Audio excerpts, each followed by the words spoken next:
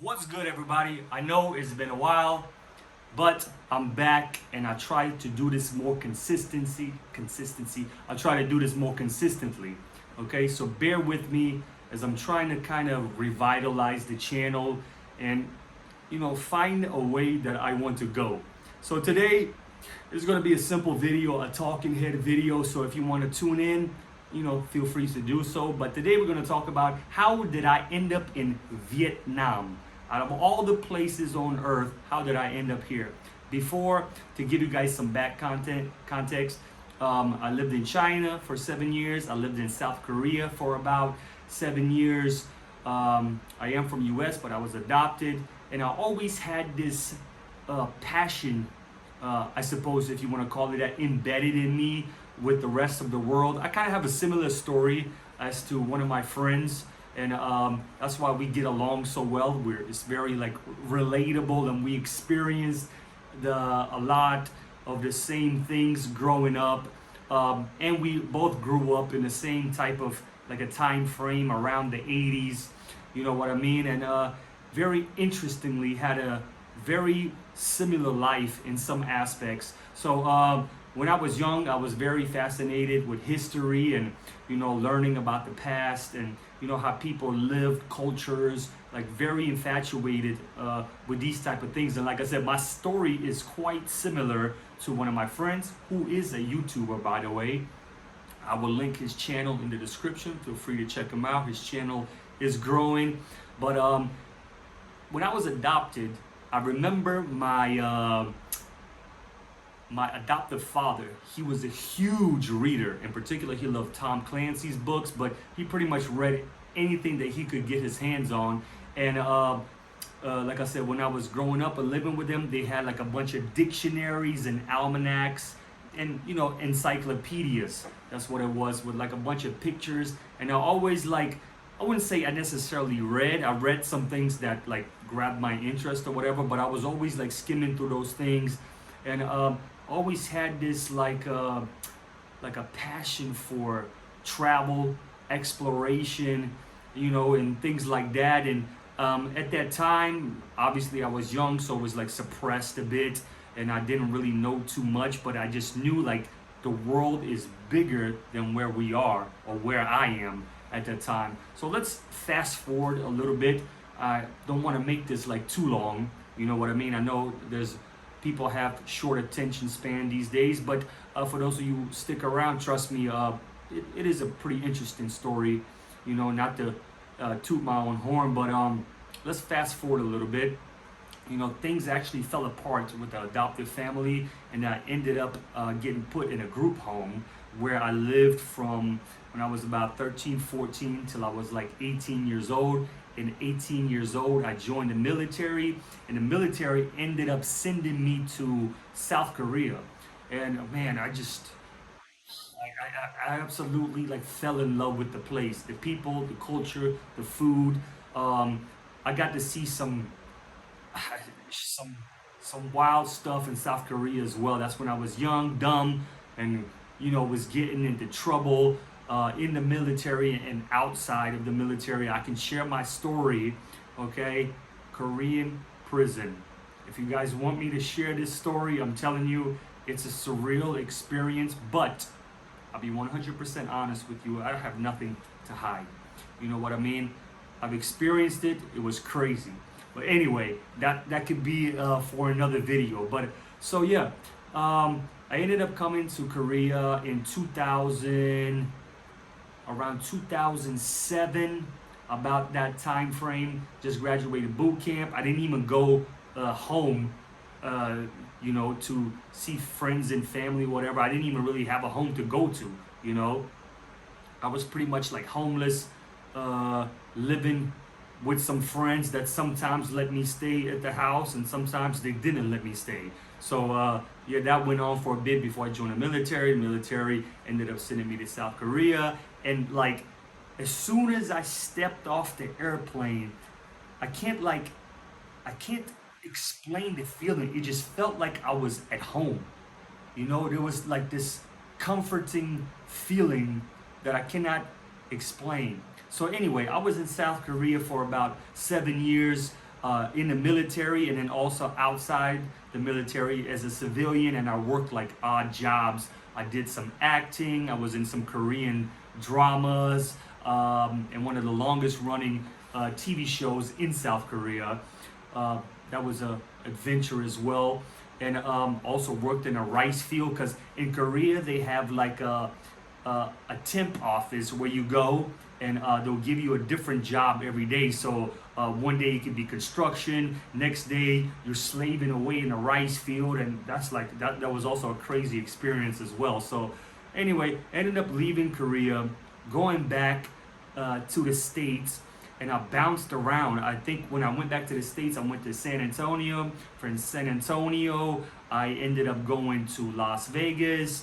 From Las Vegas, I ended up going to Salt Lake City, and that was all in less than like a year time frame, I believe. Just bounced around. I genuinely want to say I appreciate all the friends that looked out for me, but there were some situations that I just completely had to get out of. So when I was living in Salt Lake City, obviously my friend, you guys don't know, so I shouldn't have said obviously, but my friend, he was with his mom, and just the whole situation was kind of, I wouldn't say iffy. Like I said, I appreciate for them for letting me stay, but it's just I can't live as a man with another man and his mom. You know what I mean? To me, that's like, I just can't see myself doing that. So I found a way to get into China. I went to China. That could be also another story. I was in China for 7 years. I left China, and also when I left Korea to go back to US, I had like reverse culture shock, was depressed. I just missed the convenience of living in Asia. That could also be a topic for another video that I can do later. But yeah, I had reverse culture shock, felt some type of like a depression, and just I felt like my heart was in Asia or Southeast Asia, you know what I mean? Asia, okay? So we got the brainstorming. My friend's mom, she kind of helped me out, and she was like, hey, you can look at Craigslist. That was a thing back then. I'm not sure if it still is, but she was like, hey, look at Craigslist and try to find some jobs overseas. I don't know where this thought of hers stemmed from, but she was the one who actually convinced me. So I started looking for jobs, found a job in China, and at that time, around 2014, 2015, China was like taking anybody. You can literally be from anywhere in the world, speak broken English, and you can get a teaching job in China that pays relatively great money. And the cost of living in China at that time was extremely cheap, and like I said, you get compensated very well. So I was there for 7 years. The whole COVID thing happened, things got a little crazy, and I'll be honest, I loved it there, but I just got tired. I went back to America, okay, and I also had a similar experience. I ended up going from China to Detroit, Michigan. I absolutely love my friend that helped me out there, but things just weren't working out as far as jobs go. At that time, transportation. So I was like, okay, let me figure something else out. Ended up going back to South Carolina. Things backfired there as well. And I was like, man, like what's going on? You know what I mean? Like the whole world is like, actually, never mind. I'm not like holding anything back, but I don't want to delve into these things right now. But just things didn't work out. I was working at a friend's restaurant. Things didn't work out over there. Then I worked for a car dealership. Actually, I got fired because one of the girls was like flirting over there, and the guy that owned the place, he didn't want his girl to be flirting with another dude. So I think at the end of the day, honestly, as I got fired, I don't think I was incompetent. If I am, please. I got the daughters of this guy that I worked with at this dealership. Feel free to comment if I was doing anything wrong. And don't get me wrong, there was times I did slack. you know, especially during the winter where it was freezing. But anyway, so um, after South Carolina, I ended up going to Massachusetts, and I was working for this French company called Gentex. Was making absolutely great money. Okay, I didn't have to pay rent, anything like that. Just, you know, pitched in my share of food, and I was living with an ex-military buddy of mine, but it just wasn't for me. You know, 12-hour shifts, and like I said, I don't mind working hard. I was in the military where we literally busted our ass, sometimes 24 to 48 hours of training. So yeah, I don't mind working hard, but it's just was a lot of incompetence and managerial things and people in the positions that took advantage of things. Like I said, I don't want to get into the details. And here's the thing: how I came to Vietnam. I ended up saving a lot of money. Okay, and it was very sporadic, a spontaneous choice. A friend and I, we've developed this plan. Was like, hey, we're gonna save some money at the end of the year. We're gonna leave, but unfortunately, due to his situation, he was not able to get his passport. Um, I mean, he didn't have any like felonies or got into trouble. It's just, you know, some personal issues that he was dealing with. Um, so I walked into work one day and I just quit. I'll be honest with you. I just quit. I walked out. I went home. I didn't even tell my friend. I mean, I told him I quit, but um, I didn't tell him, you know, that I just booked a plane ticket to Vietnam. Okay, and that's exactly what I did. It was just like a random, sporadic moment. Literally, the same day that I quit, I went home, jumped on the internet, booked a ticket to Vietnam. I had no idea, excuse me, I had no idea where I was going at all. But to backtrack a little bit, I did travel through Vietnam on vacation when I was living in China for Chinese New Year. So I wouldn't say I knew my way around. We kind of went to all the touristy places, and you know what I mean. I went through Ho Chi Minh, I went through Hanoi, I went through Da Nang, Phu Quoc, around these areas, and I just like I fell in love.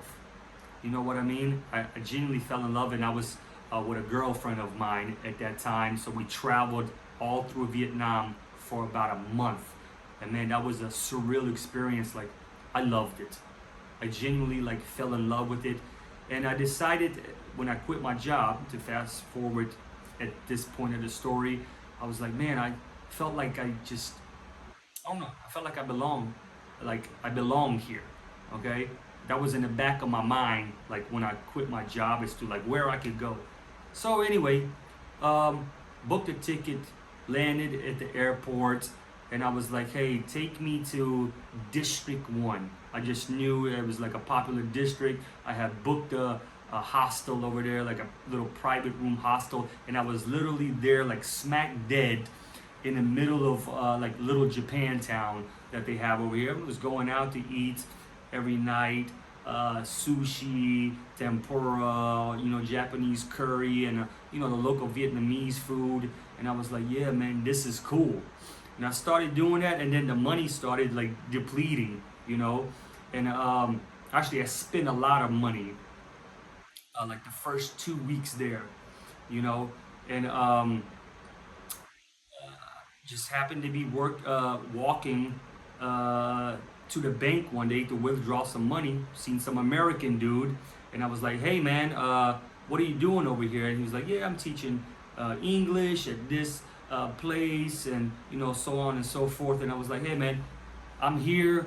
I have money, but I'm starting to run out, and I'm trying to see if I can get employed." He got me in contact with his people, and everything just fell into place like relatively very easy. So this is one important thing, you know, that I learned in life. It's not what you know, it's being able to put yourself out there, connect with people, and you guys just, it just kind of like works off each other.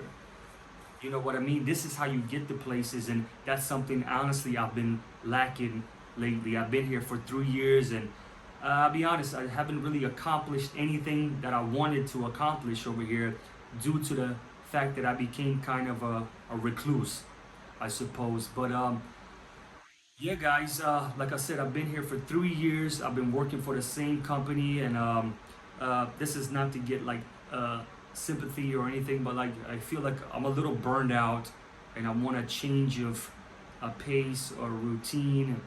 Do something new with my life, go somewhere else, experience something different. Um, I'll make another video about my honest thoughts about Vietnam. There's definitely some pros and some cons, but yeah, other than that, that's how I ended up here. Um, it's a short little story. I hope you guys enjoyed it. Like, comment, subscribe. Like I said, I can this. I know I called this channel "Good Morning Vietnam." Essentially, I believe I changed it. Um, but yeah, I just Alex abroad. Yeah, Alex abroad. So, because I didn't want to confine myself only to like Vietnam, I just want to share my stories of living in particularly Southeast Asia for the last since 2007. It is now 2024, almost 25. Man, it's it's been a long time. It's been a long time. So I definitely have a lot of experience. If you guys have any questions, like I said, leave them in the comments, and let me know if you want to hear this Korean jail story.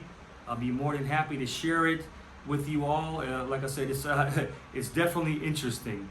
So yeah, without any further ado, you guys take care, and I'll see you all in the next one. Peace.